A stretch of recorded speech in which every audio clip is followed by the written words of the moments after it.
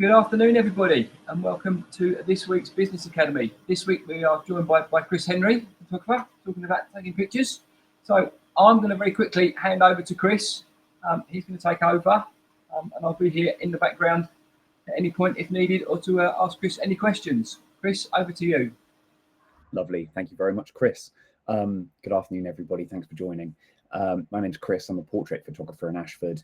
I work with individuals and businesses to sort of make them shine, make them stand out. And I was asked by Linda to run a workshop on how you yourself can make scroll-stopping photos using just your mobile phone. And I passionately believe that that's doable, that you can all do that regardless of the gear that you have in your pocket, because it's nothing to do with the gear itself. It's all about how you approach photography. And when you go to a photographer, you're not really, hiring the kit. You're hiring the person who knows how to use the kit. And what I'm going to try and do today is pass on some of that information. So first things first, I want to start with these three people here, or these three photos here. Right, these are all photos that I'm sure all of you have seen before, and are kind of imprinted on our cultural memory. Winston Churchill on the left. Funny story about this photo is the guy who took the photo, Yusuf Karsh.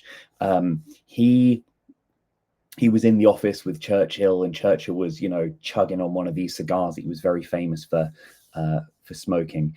And he lit a fresh cigar. He puffed at it, at the photographer, whilst he was asking tentatively if he could take this photo. And he held out the ashtray, and he wouldn't, Churchill wouldn't get rid of it. So he set up the photographer, Yusuf, he set up the photo, went over to Churchill, waited until he'd taken a puff, and then plucked the cigar out of his mouth and took that photo. And you can see sort of how grumpy, but also how kind of impressed Churchill is with that. And of course, that photo was taken in 1941. It's now 2024. So given the bajillions of dollars that tech companies have spent on camera equipment since then, you can't honestly tell me that you wouldn't be able to take a photo like that if you had the same conditions today. On the top right, you have Thatcher riding a tank, quite a famous portrait that Liz Truss, of course, tried to copy fairly recently. And then a number of soldiers raising a flag on Iwo Jima during World War II. So these are iconic photos that sort of transcend history and instill a sort of cultural memory. But we don't just have that in ye olde days of visual media, right? We have Phil Sharp, who I think is probably the best portrait photographer in probably in the world at the moment. A couple of years ago, took this photo of course, Stephen Fry. And I think it demonstrates that kind of Enlightenment, wizened, yet slightly mischievous look that Stephen Fry apes. And much more recently, he took this photo of course, one Keir Starmer, right? An absolutely astonishing portrait for my mind, because it embodies the sort of consternation and the seriousness that embodies Keir Starmer, with yet that kind of the vision, the passion that he has. I mean, you might disagree with his politics, but you can't, I think, disagree with his sort of political conviction. You see it in the lines around his eyes, that sort of mission-driven determination that he embodies and that you can hear about in his interviews. So I think wonderful photography still exists today. But on the other hand, we have perhaps the opposite. So this is my mentor, Mark Ridley, sort of set me down and said, there's some rubbish photography in the world. Have a look at police commissioners. So this idea came from him. This is the police and crime commissioner in Kent, a guy called Matthew Scott. Now, I'm sure that Matthew Scott is an upstanding gentleman and he's a lovely guy and he does his job very well. I have no reason to doubt this. But look at his photo on the police and crime commissioner's website, right? And then the two gentlemen below, again, also on the same website. And you compare those three photos with the photos that I showed you beforehand, and you can see, I think, quite a clear distinction in how we think about these people, right? The sort of images, the sort of feelings that they convey. On the right here, we have the 2024 Police and Crime Commissioner electoral results, right? So in Kent, there were 1.37 million registered voters, potential voters. There were only 273,000 votes cast, which as a percentage of the electorate was only 20% of the electorate. So 20% of the electorate voted for any police and crime commissioner. And so given Scott's percentage of the vote, Scott has an electoral mandate of 8.8%.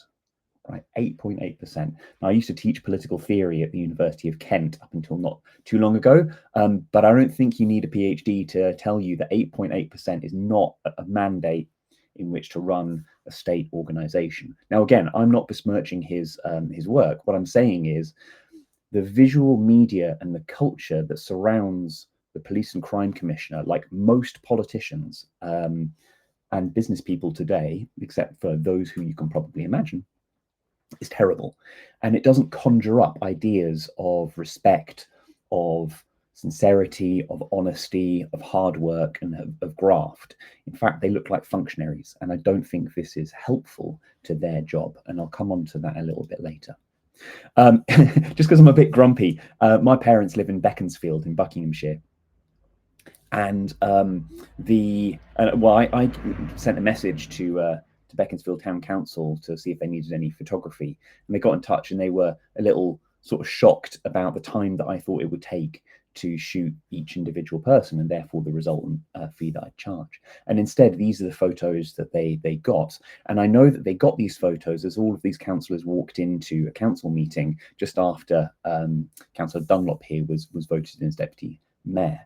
And again, given that the deputy mayor is an honorary position, kings and queens of yesteryear used to be honorary positions as well. And look at the paintings that were painted of them, right, with such grandeur and splendor to really match and inspire that sort of feeling. But these are the photos that we have of our elected and honorary politicians today. I don't think that they convey the same sort of feeling as they used to. And I think that that's probably to their detriment. Okay, so that I hope sort of sets up the power of visual imagery as I'd like to sort of portray it.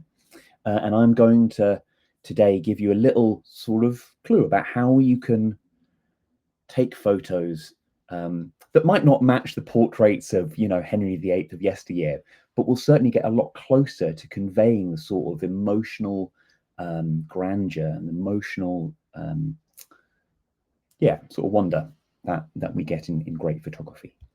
And the key takeaway that I'd like to give you today is that excellent photography has nothing at all to do with the gear that you use, and it has everything to do with the way that you use it and the way that you look at the world whilst you're taking a photo.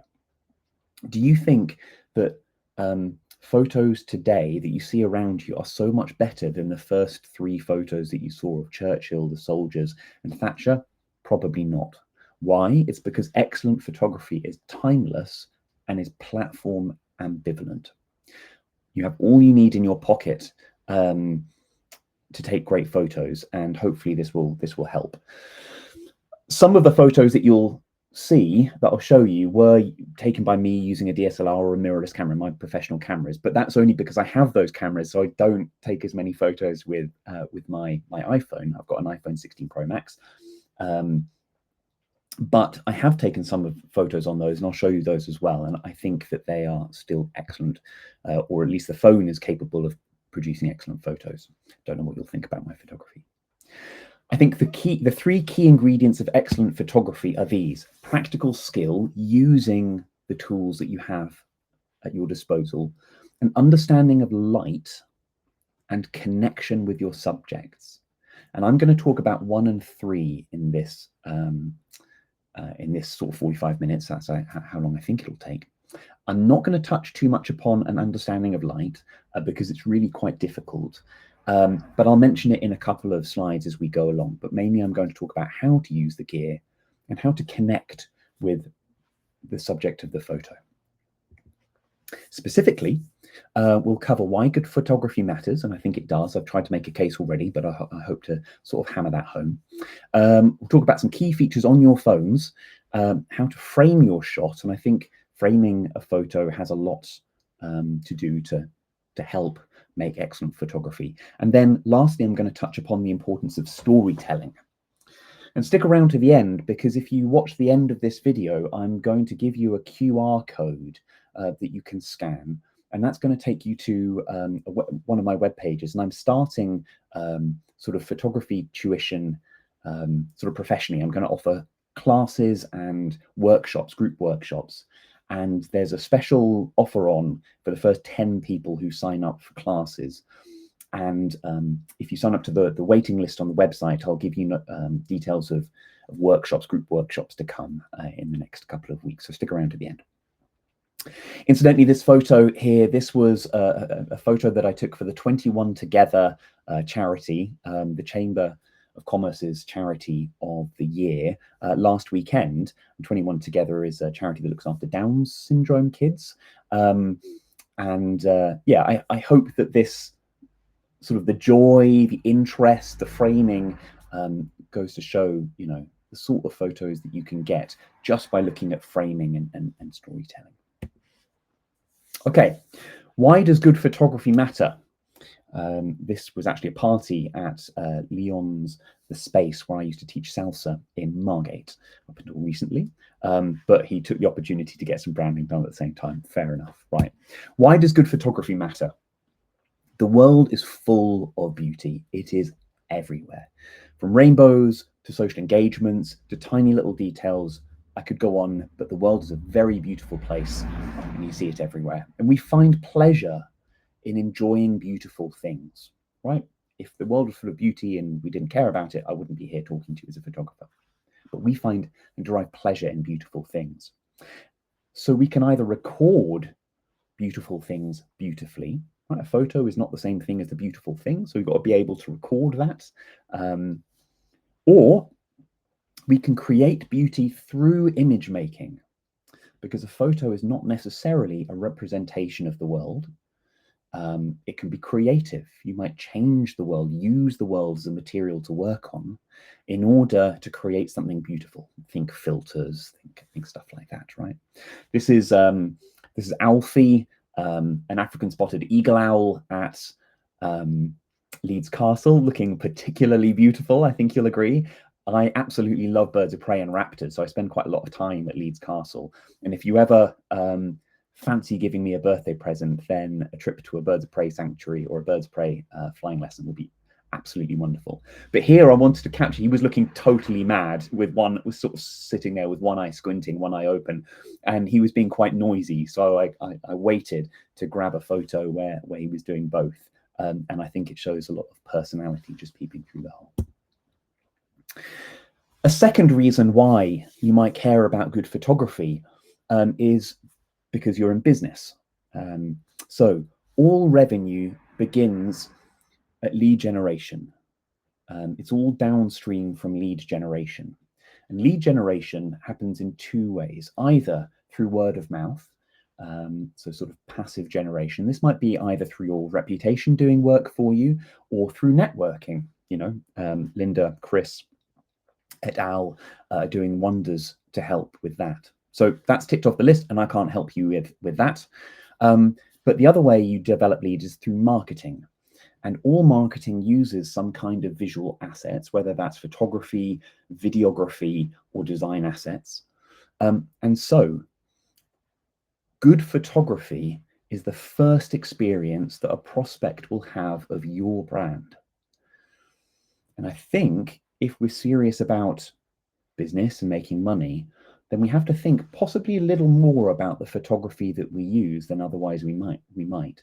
I spend a lot of time talking to business people, and quite often they'll say, well, I just got my website done. And I'll say, oh yeah, well, who did your photography? Who did your videography? And they'll say, oh, I didn't get any done. So I just asked my sort of website designer what to do. Where do I get the visuals from? And he said, oh, well, I've got a stock photo subscription, so we'll just use that. You go, well, okay. Well, you best hope that your web designer is good at their jobs, because otherwise your website is going to look exactly the same as everybody else who has used stock photography. Right? Whereas if you use good photography, either you've taken it yourself or you've used a photographer, then it stands to stand out from your competition and resonate in the minds of your audience.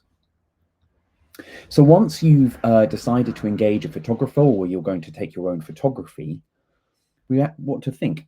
What is that photography going to get us to do once our audience sees it, right? How is it going to affect our audience? Well, what drives us to do things, right? Do we logically make sense to do things? Maybe sometimes it's complicated, and I used to teach, as I said, political philosophy, so I've written a PhD on basically this. But really, before we start making sense of the world and using logic, the thing that really drives us is emotion. Right? Emotion drives us to do things. So if we're serious about business and we want to make some money and gain leads, we need photography that drives people emotionally. Emotionally provocative photography will drive prospects towards your brand over brands that do not provoke an emotional response. And I think that's why good photography matters to business people. Right. That said, let's talk about practically what you can do with your phones. The first thing I'd invite you to do with your phones is just play with them. There are so many tools and tricks that your phones can do that I can't teach you in, the 45 minutes or thereabouts that I've got you here for. I'm going to give you a rundown of a few of, I think, the important ones, but you're not going to break it. That's the point, I think.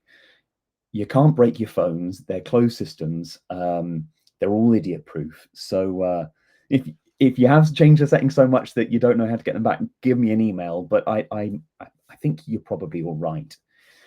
Play with them. And what I'm going to give you today are guidelines. You don't feel like you have to do any of these things. If you prefer photography in a different way than how I sort of teach it, then go with it. Photography is an art. It's not a science, and it's all subjective. But here we go. Here are a few key features on your phones. Portrait mode.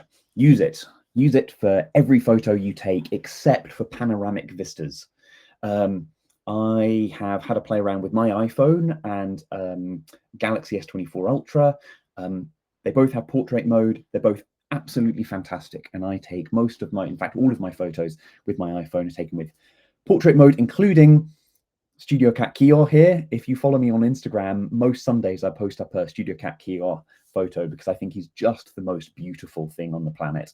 And here he is with portrait mode. What portrait mode does is it measures with an optical sensor in your phone the depth information in your shot, and it fakes, or uses AI to create a depth effect, the same sort of blur that you'd get depending on what lens a photographer would use. And it does it now with new phones, both with the rear, the better cameras, and with the front cameras, the ones that are pointed at you all the time. So I'd strongly recommend using portrait mode with every shot that you take. And then once you've taken the shot, you go into edit and you go to the portrait mode settings, and you can play around with often where the focus is set and how much blur you put on it. Now, pro tip, you almost always want the focus, if you're taking a photo of an animal or a human, to be on their eyes. Eyes are where we convey all of our emotion. And so you really want the focus to be on their eyes. But if you don't, you want to focus on something else, just tap the screen and control the amount of blur on a Samsung or the f-stop on an iPhone. Sticking with portrait mode, play around with how you're using your phone. So this is a little path down in Great Chart where I live. And what I've done here is I've turned on portrait mode, and I've turned the phone upside down, and I've put the phone, the top of the phone, which is now the bottom of the phone, on the path. So you get this really lovely texture of the ground and the path trailing off down there. Now, if I was to create if I was doing the photography, for example, for a business consultancy, or maybe a therapist or counselor or someone like that, and I wanted to convey the image of progress down a long road or something like that, this is the photo that I'd use for that, with that setting. Because thinking about the sort of visual narrative that it's creating, you've got this straight road, it's a lovely sunny day, you've got a bit of texture, you've got the contrast, and you've got that perspective going through the middle of the photo. So I think this will be more than useful on a website. So you could do this yourself. Turn your phone upside down against the floor. You can try it on a beach, right? When the tide's coming in, careful not to ruin your phone, but you get some lovely effects focusing on the sand, and then the waves sort of blur out, or focus on the waves and you've got the sort of stones blurring in the beginning. Portrait mode's great. Right, you can change your exposure on the phone, on your phone cameras. This is a photo of Studio Cat Kio again, looking kind of weird. As you can see, it's focused on his tooth. He was rolling around doing absolutely mad stuff, and the light was coming through the window really beautifully. And so what I did was I pointed at him again in portrait mode, and I tapped the screen. I then tapped it down, and that lowered the exposure of the photo. You can do this actually on both iPhones and Samsung phones by pressing the menu and then directly going to the exposure. But by tapping on the screen, what that does is it tells the camera to focus and set the exposure on specifically the thing that you're tapping on. Imagine for a second that you've tapped on Kio's face here. So Kio's face would be properly exposed, it would be the right colors, but you probably, all of the shadow here just under him, that's all dark. Maybe for some strange reason you wanted to see the color and the texture and the light of that shadow instead under Kio. Well, then you tap on that shadow and you drag it up, so you exposed for that shadow. Now the rest of him would be too bright. Like I said, you probably wouldn't want to do that, but there are loads of examples where this is really helpful, tapping and dragging on the screen.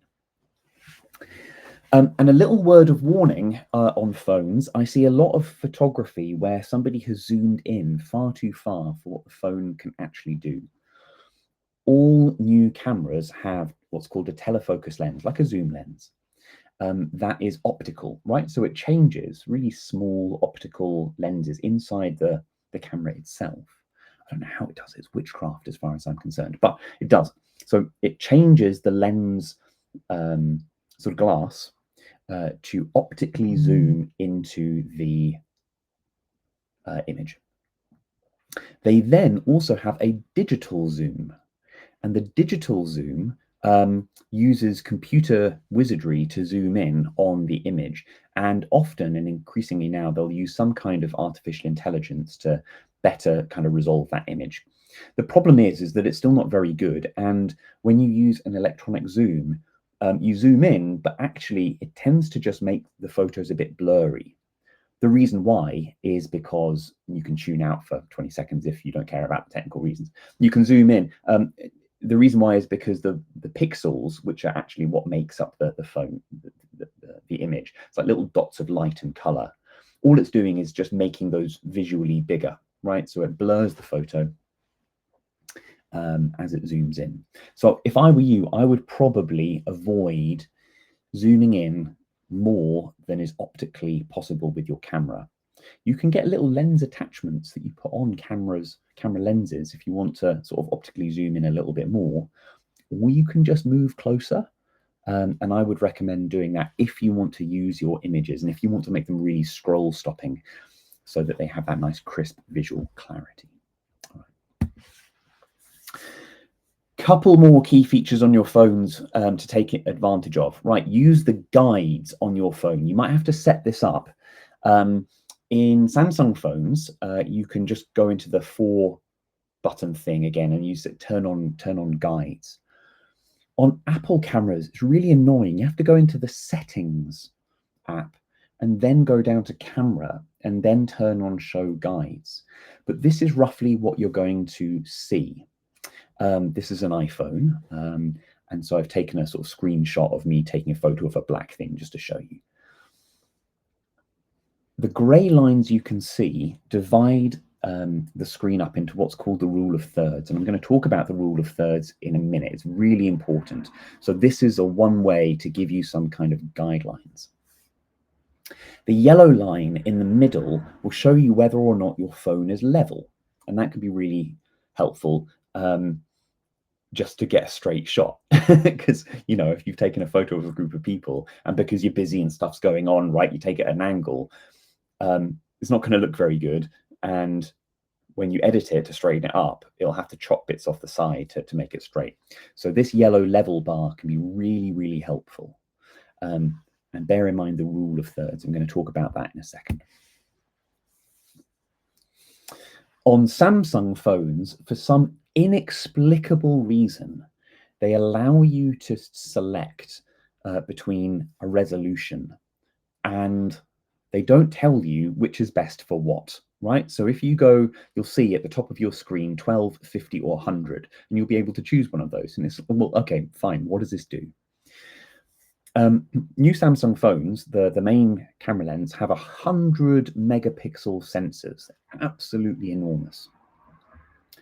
And what that megapixel is telling you is how many pixels, how many million pixels, million pixels there are across a diagonal of it.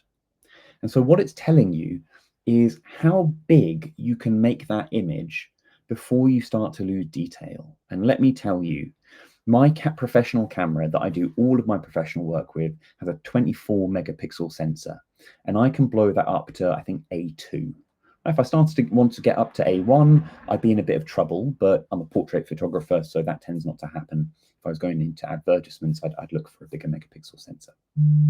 So if I can get away with a 24 megapixel sensor, then I think you can probably get away with not using an 100 megapixel sensor.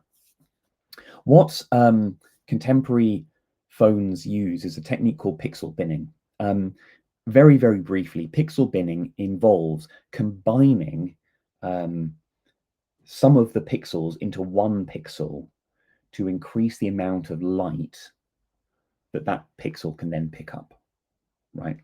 I'm not going to bore you with detail about that.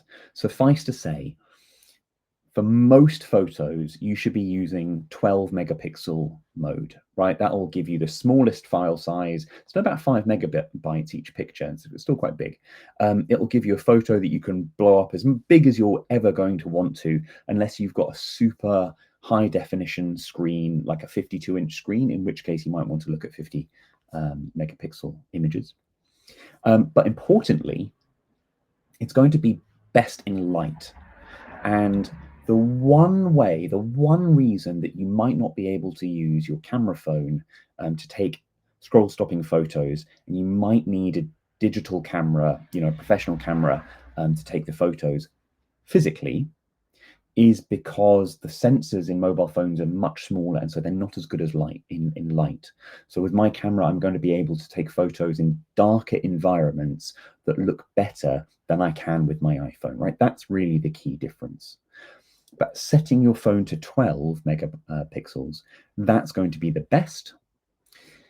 On the other hand, if you are in perfect light settings, you are in Italy, you are, I don't know, on the Amalfi Coast, it's middle of the day, the sun is shining, and you want to capture all of that in massive detail. You want a 50 megabyte digital image, but you know, that's the bee's knees. Then you can set it to 100 megapixels. But for most of your work, most of your photos, 12 megapixels is grand.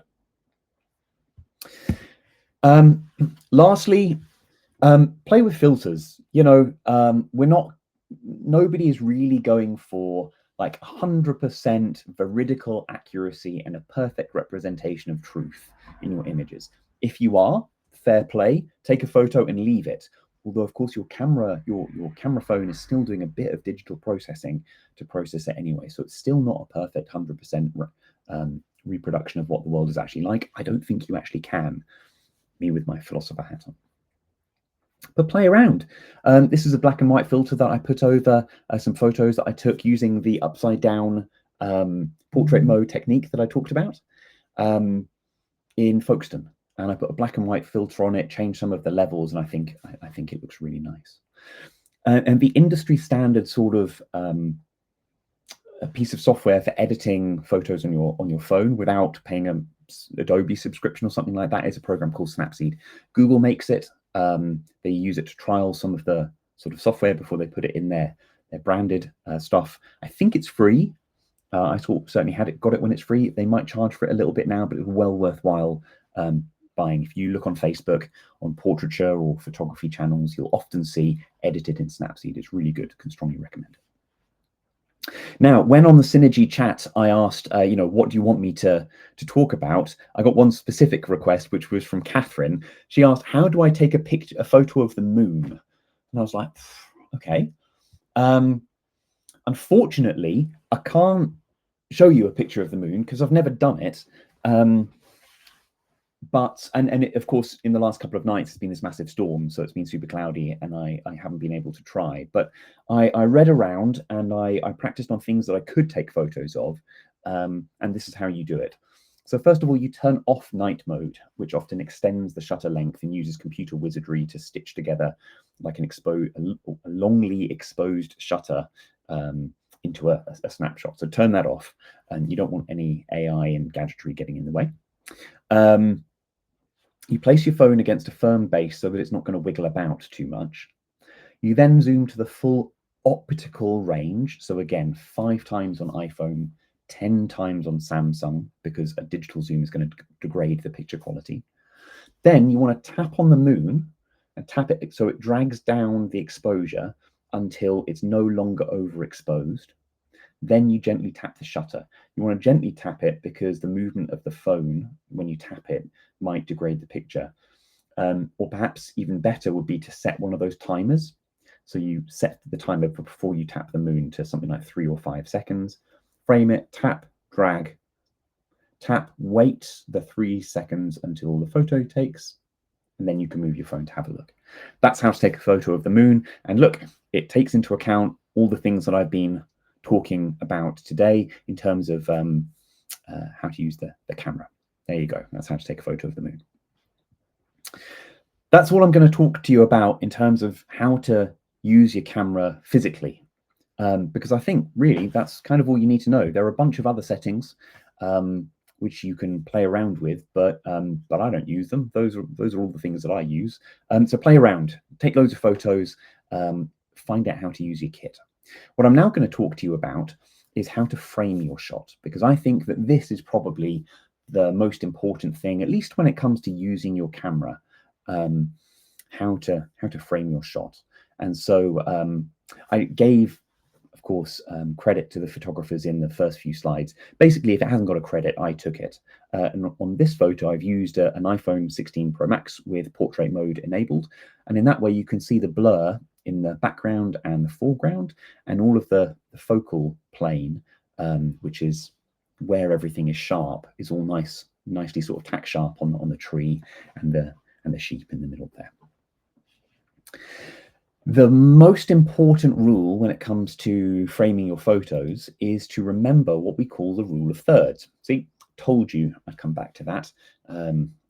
8 years teaching at a university, and look, I'm back to a slide deck. Of course I am. You can take the academic out of the university, but you can't take the university out of an academic. So this rule of thirds guide is going to help you line up your photos, hopefully nice and well.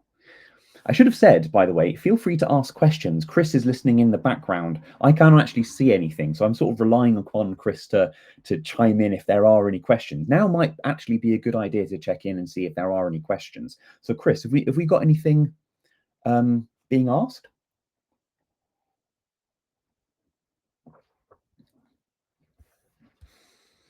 Don't know. Not hearing anything. Think we're all good. Right, my fault. I said at the moment, everyone is absolutely engrossed in what you're saying, Chris. There's nothing coming up on the chat. If they're like me, they're making notes time after time after time. So no, we're really interested to listen about the framing of the shots and see how it goes. But yeah, really Either that or everyone's got it on in the background and they're filling in spreadsheets and stuff like that. No, I'm sure not. I'd be okay, to be honest. That's All right, we'll crack on then.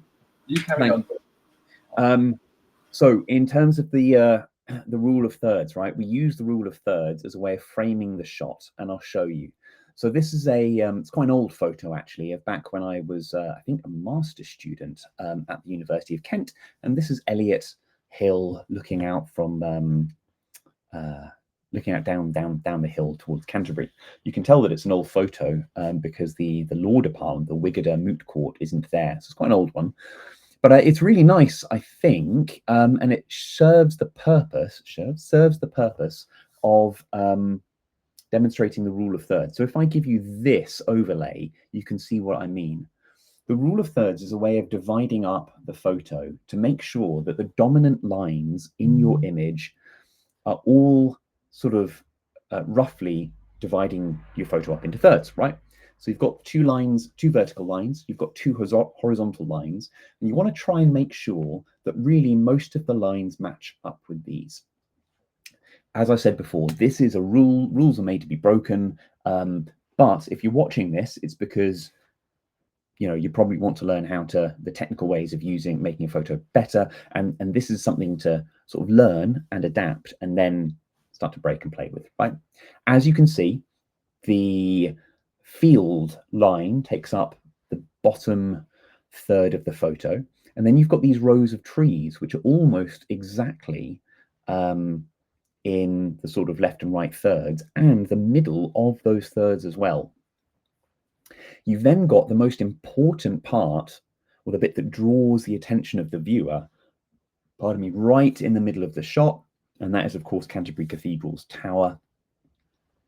And also filling up that quadrant you've got, or sextant, I guess, is that beautiful gradient in the sky there. So that's a sort of classic way of setting up a rule of thirds shot. And if you stick with that for all of your photos, you'd probably be spot on. You'd get a bit bored, but certainly you'd be taking some pretty good shots. Here's another example. This is my friend Clara Vasquez, who graduated her master's. And you can see again the rule of thirds. So down her right to our left elbow and her sleeve, you've got that line.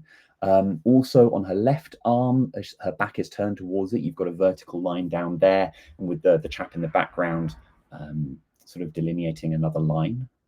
Along the top, her hat is creating or indicating another line, and where her elbows, or really the bottom of her arm, intersects with the top of her chest there, that's got another line across there. So whereas in the previous photo you had the cathedral sort of way off in the background being highlighted by the rule of thirds, here you've got Clara smack bang in the photo with the rule of thirds there. This is also corresponding to the rule of thirds. This is a very old photo as well. Used to teach salsa. We won best social event for something we put on. Can't remember what it was now. It was ages ago. And just to show that after a while of concentrating on this, the rule of thirds becomes natural. Look, here's the rule of thirds. It's a group photo, so it's a bit messy, but nevertheless, using the averages, and you've got the bottom of my sort of looking at the mouths and whatnot. You've got an average of maybe my mouth and Faye's mouth, creating a line across there with Adriana's eyebrows. You've got the bottom of the picture there creating a line in the sort of bottom third. Then because Adriana and I are flanking Faye in the middle, there you've got the rule of thirds as well. Here's my mum and me in Berlin a couple of months ago. Again, right, you can start to see, I'm sure, the rule of thirds. Jen's going to hate me. She loves being in photos, but I wanted to show that this is not just applicable to when you're taking photos of other people with the rear photos. You also want to use these tricks when you're taking selfies. So here's a selfie of Jen and I. So Jen is across the bottom. I'm across the top, right? So it's flattering to both of us because, right, I don't want to to put me in the middle and Jen somewhere out of the shot because she's a bit shorter than I am. Likewise, I don't want it all to be of Jen and, you know, I'm towering off out the way. And so balance us, and it creates that sort of top and bottom line. And of course, we're on the left and right thirds as well. So there we go. Rule of thirds in a selfie. Me and Studio Cat Kior, again, rule of thirds with a selfie. Rule of thirds, you can see. Okay. And like I said, the level line is really helpful when you turn on the guides.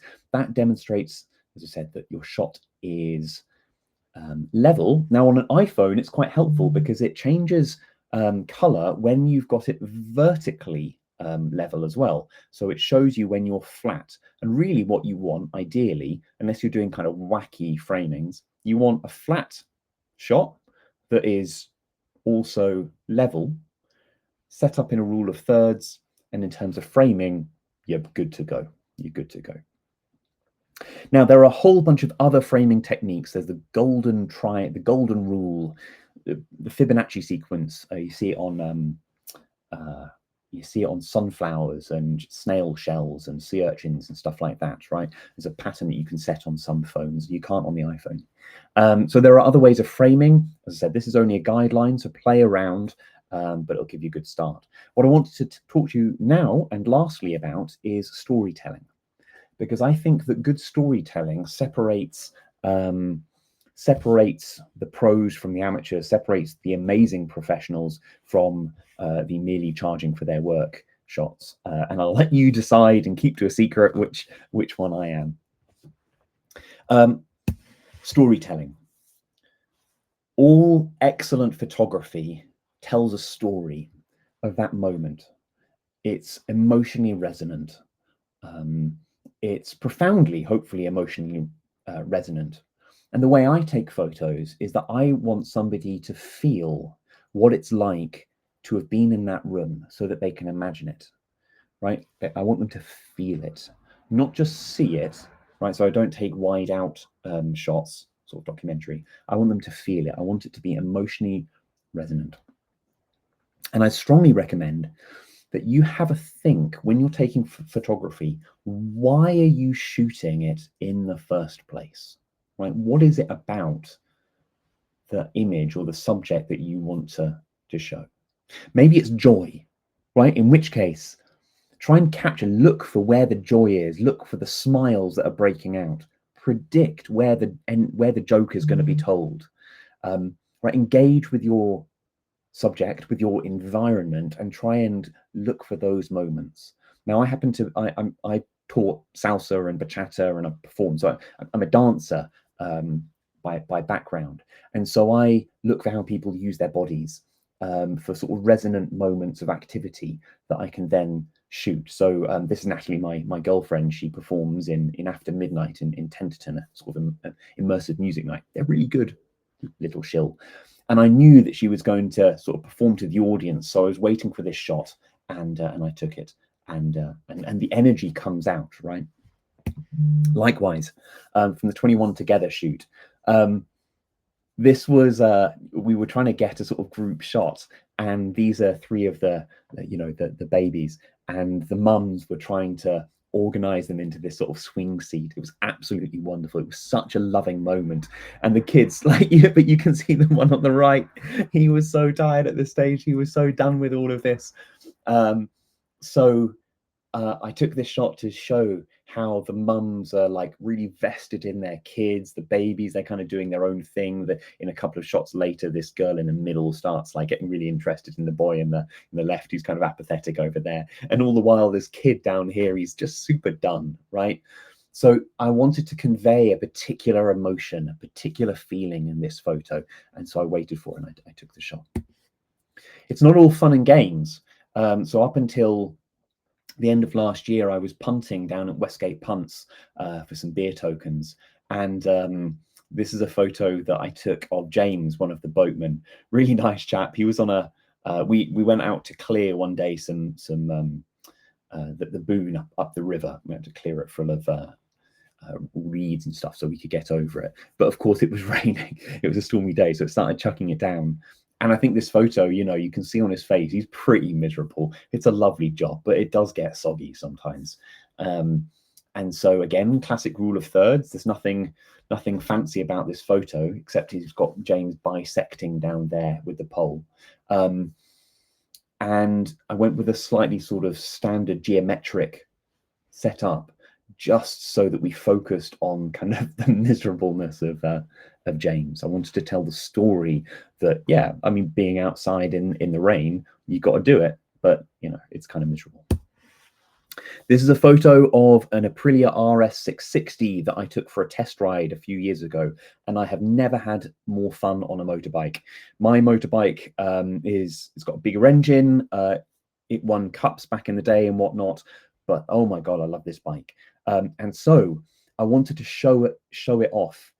So when we think about fast bikes, we generally think of them like the zoom coming up to us. So I wanted that sort of perspective of the bigger front, and yeah, so all of the speed is like coming into the image. I possibly could, if I were to take this again, take it slightly further round towards the front, but at the time I wanted to get all of the fantastic gubbins and the middle bit in the shot as well.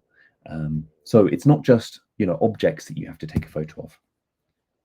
This is a friend of mine. We went to several years ago. We went to, what do you call it, Stonehenge, and there's a bridge on a castle next to it, and she just finished a degree, so she was feeling really free. She was loving the wind blowing, and so I was waiting for her to sort of do something on this bridge. I was on a hill nearby, and I just saw her just finally release it all, leaning into the wind, and I took that shot to represent the emotion and the feeling of freedom, and of course, in terms of visual storytelling as well, the bridge represents the passageway from her life as a student, having just graduated, to her future life in her job to come, and she's taking just a break in the middle of that, just to enjoy herself and the environment. So there's lots of sort of visual communication in this piece as well. So just to wrap up, storytelling, I'd encourage you to think about what makes the world interesting or beautiful or tragic or wonderful. Not all at the same time, of course, but what about it do you enjoy exploring or resonate with? And I'd encourage you to look for that in your photography and try and emphasize that. You've got to take loads of photos in order to play around and sort of see how you can draw this out. But you can, and I think that's what separates excellent scroll stopping photography from boring chaff that is just kind of pretty stuff, right? How can you frame what you see in terms of this resonance, in terms of these feelings? How can you represent it by maybe using filters or changing colors and things like that? Look for interactions and intensity in your photos. See how you can demonstrate the intensity of events and moments coming out. You see how I'm talking about not objects, but I'm talking about feelings and events. I think photography is all about that, and it's just cutting a slice of that and representing that. Look at how people are really using their bodies, right? How do they hold themselves? How do they move? Italian sculpture is really good at this. If you get the chance, go to the Uffizi in Florence or look up some of the sculptures. Look at how they hold their bodies and move, and see how people do it at the same time, and what that tells you about how they're thinking, how they're feeling in life, and how they're interacting with their scenarios. And try and intuit the feeling to be evoked in the picture, and set a shot up with the intention of showing that feeling. I think you'd be surprised if you started looking at the world through your viewfinder like that, quite what you'd be able to do, regardless of the kit in your pocket, but maybe bearing in mind some of these framing things that I've talked about earlier on. So I want to leave you with the words of Anselm Adams that I unknowingly copied in some marketing that I put out the other day. It was so embarrassing when I realized that he said it first. I did that when I was at university. I predicted a couple of pages of Marx's Capital, and then I saw it written there, and I was like, God damn it, he thought of it before me. I can't publish this rubbish. Anyway, Ansel Adams said, you don't take a photograph, you make it, right? The world isn't passive, that you passively sort of receive or record, right? you're an artist that can participate in the construction of imagery. And I'd strongly recommend that you, to get scroll stopping photography, think about the emotions and the feelings and the events that you're involved with. And I think it'll pay dividends, literally actually given for business. So last slide, let me just finish on this. Here's a QR code. I am just today making live my photography classes. I'm going to start doing one-to-one tuition, one-to-one tutorials. We can use either your phone, if you want to go over your phone and really get to grips with how to use that. Or if you have a DSLR or a mirrorless camera and you really want to get to grips with that, we can go over that. And I'll explain everything from shutter speed, aperture, ISO, focus modes, things like that, right the way through to how to use sort of studio lighting, how to think about framing, narratives, and advanced camera techniques later on down the line. Or if you don't want to do one-on-one classes, I'm going to offer some group workshops. And if you want details on the group workshops, you need to go to my website using this QR code and sign up to the mailing list for those. I'm going to let people who sign up for that mailing list know, first of all, so they'll get the introductory offer and they will get the introductory pricing as a little discount from these classes. So scan that QR code and I'll teach you even more about how to use your camera so you can get even better photos. Other than that, I hope you've enjoyed that. I hope you've learned a few things. As ever, if you have any questions, just send me an email, hello@chrishenryphotography.com. And I look forward to seeing everyone's new photos on LinkedIn that they start posting, hopefully, with all of this. I look forward to seeing them. And thanks for tuning in. I'll see you around. And thank you, Chris. No, thank you, Chris. That was really, really interesting. There were some notes going up on the side there. Great tips. Particularly enjoyed the storytelling in the photography. Haley's gone on there saying appreciating the slides. I think that was it. There was so much to watch and so much to do. Never again will I just grab my phone out of my pocket. Just throw them up on Instagram and whatever. You have to go through the edit thing and make sure they all look really good before we put them up there.